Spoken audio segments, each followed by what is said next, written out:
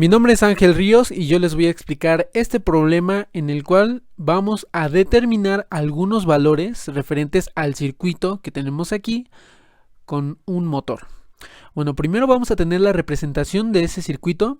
El problema nos está diciendo que ese circuito está conectado de forma que el motor va a estar en paralelo.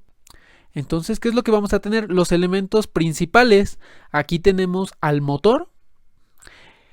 Dentro de esta parte vamos a tener la resistencia. La resistencia, esta se va a llamar resistencia de armadura. Vamos a representarla por medio de R subíndice A. El otro elemento va a ser esta resistencia de campo, subíndice F, entonces va a ser representada por medio de una R subíndice F. Ahora, antes de que la corriente llegue al motor, vamos a tener una resistencia de arranque, que va a ser representada por medio de la letra R subíndice ARR, y una resistencia de ajuste. En la misma rama en la cual tenemos a la resistencia de campo.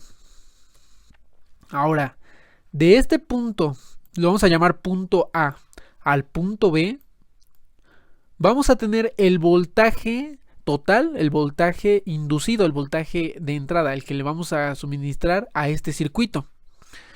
Después de eso, va a generarse una corriente de carga y subíndice L.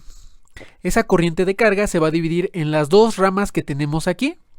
Primero, sobre esta rama que va a llamarse corriente de campo y subíndice F. Y después una corriente subíndice A que se va a llamar corriente de arranque. Entonces, nos están dando estos valores para ese motor de corriente directa. Lo que nos interesa aquí es la corriente de arranque, que es de 44 amperes, también se le puede denominar corriente nominal. Después tenemos al voltaje total, que nos dice que va a ser de 220 volts. Después la resistencia de la armadura, que es de 0.5 ohms. Y por último, la resistencia de campo, que es de 150 ohms. Ahora, el primer inciso nos dice calcular el valor de la resistencia del reóstato de arranque para arrancar el motor al 20% de la corriente nominal. Bueno, si nos está diciendo que va a empezar con el 20% de la corriente nominal, el 20% de esta cantidad, vamos a determinar ese 20%, que va a ser igual a 8.8 amperes. Después tenemos la fórmula para poder calcular esa corriente. Entonces esa corriente va a ser igual al voltaje total menos la fuerza contraelectromotriz dividido entre la resistencia. Esa resistencia va a ser la sumatoria de la resistencia tanto de la armadura como de las escobillas, como de todos los elementos por los cuales pase esa corriente. En este caso va a ser la resistencia.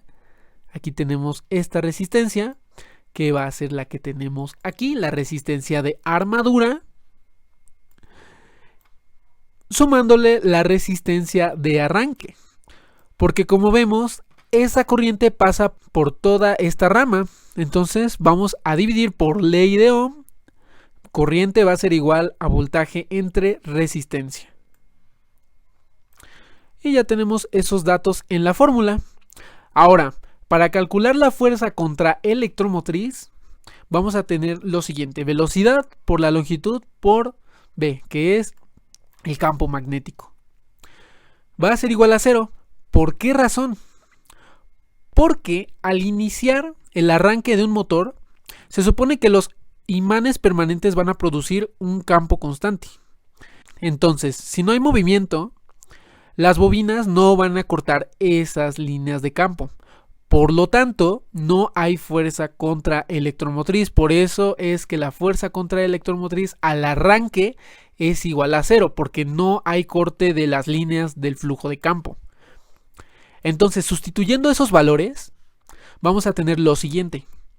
La corriente entonces nominal vamos a tomar solo el 20%, va a ser 8.8 igual a 220 menos 0 entre 0.5 más Y aquí vamos a poner, sin especificar el valor de la resistencia de arranque, pues es lo que estamos buscando. Despejamos de esa fórmula y vamos a tener estos valores. Entonces, haciendo esas operaciones nos va a quedar que la resistencia de arranque es igual a 24.5 ohms. Y ya está resuelto el primer inciso. Ahora, para la siguiente parte, nos dice: ¿cuánto mide la corriente de campo en vacío y con valor de la resistencia de reóstato de campo de 0 ohms? Bueno, en este caso nos está diciendo que la resistencia que tenemos aquí, esta parte va a ser igual a 0, por lo tanto vamos a eliminar estas resistencias. Entonces es como si tuviéramos una línea así completamente. Estas resistencias se van a ir. Entonces, ¿qué le va a pasar a esta corriente? Por leyes de Kirchhoff tenemos presente que en un nodo la corriente que entra va a ser igual a la suma de las que salen. Entonces, aquí si no hay resistencias en esta parte, esta corriente de carga va a tomar el camino más fácil, puesto que aquí hay una resistencia, se va a ir por toda esta parte.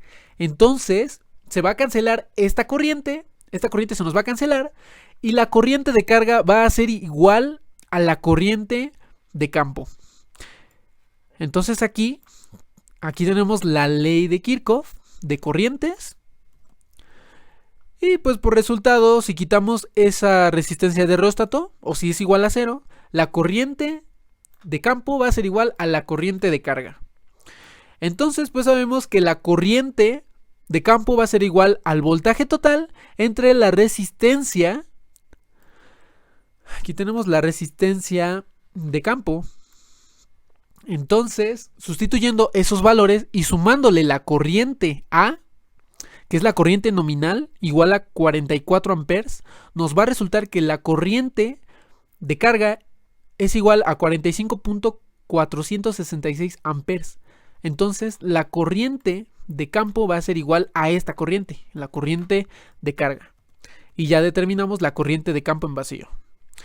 Y por último, nos dice que estando el motor en vacío, el amperímetro del circuito de armadura marca 4 amperios. ¿Cuánto vale la fuerza contraelectromotriz en esta condición? Si nos está diciendo que el amperímetro marca 4 amperes en esta parte, entonces quiere decir que IA va a ser 4 amperes. No nos queda de otra, pues es la única corriente que pasa por ahí.